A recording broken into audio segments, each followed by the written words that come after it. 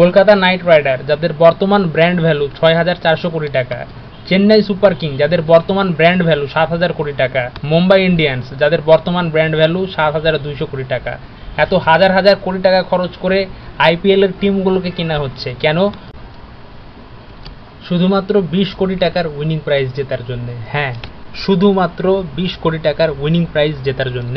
আসলেই কি ২০ কোটি টাকা উইনিং প্রাইজ জেতা, নাকি অন্য কোনো মোটিভ আছে এই উইনিং প্রাইজ ২০ কোটি টাকা জেতার পেছনে? শাহরুখ খানের মতো বড় সেলিব্রিটি বা ইন্ডিয়ান বিজনেসম্যান তারাও হাজার হাজার কোটি টাকা খরচ করছে শুধুমাত্র ২০ কোটি টাকার এই উইনিং মানি জেতার জন্য। আসলে কি তাদের এই মোটিভ এই ২০ কোটি টাকার উইনিং প্রাইজ জেতা, নাকি অন্য কোনো রহস্য আছে এই ২০ কোটি টাকা জেতার পিছনে? চলুন বোঝার চেষ্টা করি আজকের এই video business model of IPL এর মাধ্যমে।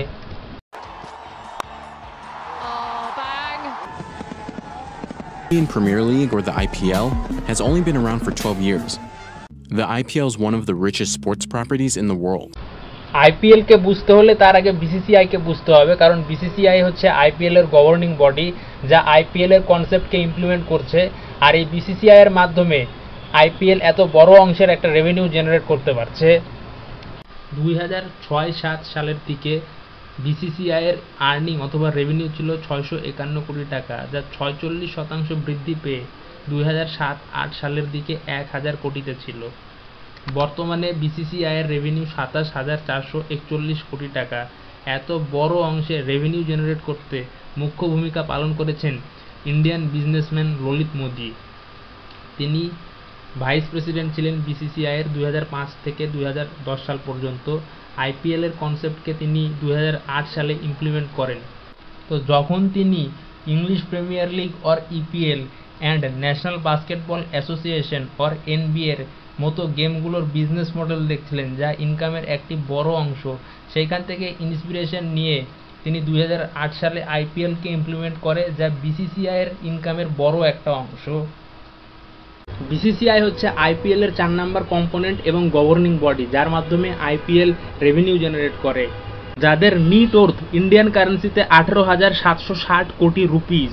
দ্বিতীয় হচ্ছে অস্ট্রেলিয়া, যাদের নিট ওর্থ বর্তমানে 658 কোটি ইন্ডিয়ান কারেন্সিতে। তো বিসিসিআই এর দুইটা সোর্স অফ ইনকাম আছে যার থ্রু বিসিসিআই রেভিনিউ জেনারেট করে। একটা হচ্ছে স্পন্সর্স, দ্বিতীয় হচ্ছে রাইটস টু ব্রডকাস্টার।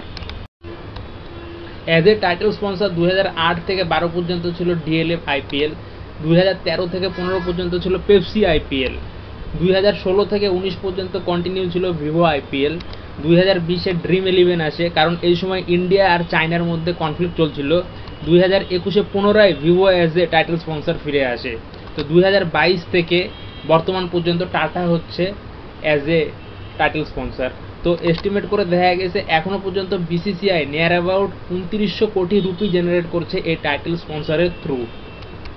তো আর একটা হয় অফিসিয়াল স্পন্সর, যার থ্রু বিসিসিআই অলরেডি 1485 কোটি রুপিস রেভিনিউ জেনারেট করছে। তো এই কোম্পানিগুলো হচ্ছে মাই11, Circle, RuPay, Angel One and CEAT. BCCI ছাড়াও মেন 3টা কম্পোনেন্ট আছে যার মাধ্যমে আইপিএল রেভিনিউ জেনারেট করে। প্রথমটা হচ্ছে ব্রডকাস্টার, যার মাধ্যমে আমরা আইপিএল টিভিতে দেখে থাকি। দ্বিতীয় হচ্ছে টিম, যাকে কোনো ব্যক্তি মালিকানা বা প্রাইভেট কোম্পানির দ্বারা কেনা হয়ে থাকে। তৃতীয় হচ্ছে স্পন্সর, প্রাইভেট কোম্পানি স্পন্সর করে আইপিএল এবং তার টিমগুলোকে এবং অ্যাড দেয় টিভিতে, এবং এই 3টা কম্পোনেন্টের মাধ্যমে আইপিএল রেভিনিউ জেনারেট করে থাকে। তো এখানে আমরা বিভিন্ন জার্সি দেখতে পাচ্ছি, আর জার্সিগুলোতে বিভিন্ন ব্র্যান্ডসের লোগো দেওয়া আছে, যেমনি মাই11 Circle, Indian Cement, Slice, Cars 24, Qatar Airways. এই ব্র্যান্ডগুলো আইপিএল টিমকে টাকা দেয়, এটা আইপিএল এর রেভিনিউ জেনারেট করার একটা মডেল। 2 নাম্বার হচ্ছে টিকিট বিক্রির মাধ্যমে আইপিএল একটা রেভিনিউ জেনারেট করে। যেই স্টেডিয়ামে খেলা হয় সেই স্টেডিয়ামে টিকিট বিক্রি হয়, সেখান থেকে আইপিএল টাকা ইনকাম করে। আর 3 নাম্বার হচ্ছে মার্চেন্ডাইজ বিক্রির মাধ্যমে আইপিএল টাকা ইনকাম করে বা রেভিনিউ জেনারেট করে, যেমনি মোবাইলের কভার, টি শার্ট, ঘড়ি, এটসেট্রা এটসেট্রা।